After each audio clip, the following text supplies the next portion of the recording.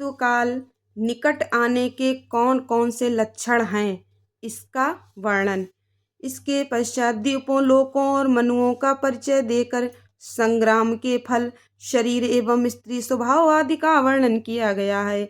तदनंतर काल के विषय में व्यास जी के पूछने पर सनंत कुमार जी ने कहा, मुनि श्रेष्ठ, पूर्व काल में पार्वती जी ने नाना प्रकार की दिव्य कथाएं सुनकर परमेश्वर शिव को प्रणाम करके उनसे यही बात पूछी थी।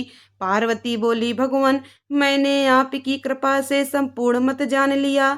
देव जिन मंत्रों द्वारा जिस विधि से जिस प्रकार आपकी पूजा होती है वह भी मुझे ज्ञात हो गया, किंतु प्रभु अब भी एक संशय रह गया है। वह संशय है काल चक्र के संबंध में। देव मृत्यु का क्या चिन्ह है, आयु का क्या प्रमाण है। नाथ, यदि मैं आपकी प्रिया हूँ तो मुझे ये सब बताइए। महादेव जी ने कहा, प्रिय, यदि अकस्मात शरीर सब ओर से सफेद या पीला पड़ जाए और ऊपर से कुछ लाल दिखे तो ये जानना चाहिए कि उस मनुष्य की मृत्यु 6 महीने के भीतर हो जाएगी। सिवे, जब मुंह, कान, नेत्र और जीवा का स्तंभन हो जाए तब भी 6 महीने के भीतर ही मृत्यु जाननी चाहिए। भद्रे, जो रुरु मृग मृग के पीछे होने वाली शिकारियों की भयानक आवाज को भी जल्दी नहीं सुनता, उसकी मृत्यु भी 6 महीने के भीतर ही जाननी चाहिए। जब सूर्य, चंद्रमा या अग्नि के सांध्य से प्रकट होने वाले प्रकाश को मनुष्य नहीं देखता, उसे सब कुछ काला काला अंधकाराच्छन्न ही दिखाई देता है, तब उसका जीवन 6 माह से अधिक नहीं होता।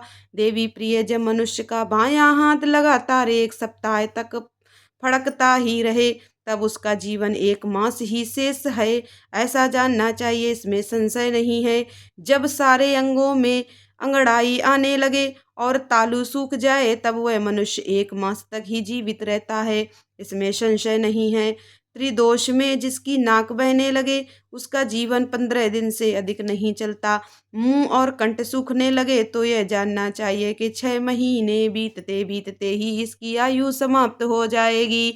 भामिनी, जिसकी जीभ फूल जाए और दांतों से मवाद निकलने लगे उसकी भी 6 महीने के भीतर ही मृत्यु हो जाती है। इन चिन्हों से मृत्युकाल को समझना चाहिए। सुंदरी, जल, तेल, घी तथा दर्पण में भी जब अपनी परछाई ना दिखाई दे या विकृत दिखाई दे तब काल चक्र के ज्ञाता पुरुष को यह जान लेना चाहिए कि उसकी भी आयु 6 मास से अधिक शेष नहीं है।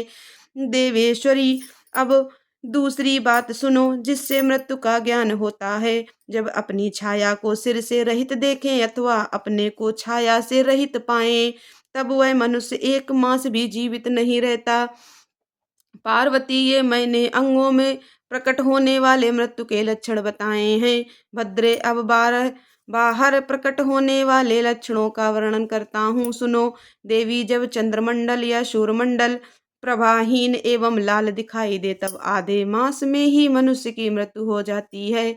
अरुंधति, महायान, चंद्रमा, इन्हें जो न देख सके अथवा जिससे ताराओं का दर्शन न हो ऐसा पुरुष 1 मास तक जीवित रहता है। यदि ग्रहों का दर्शन होने पर भी दिशाओं का ज्ञान न हो, मन पर मूढ़ता छाई रहे तो 6 महीने में निश्चय ही मृत्यु हो जाती है।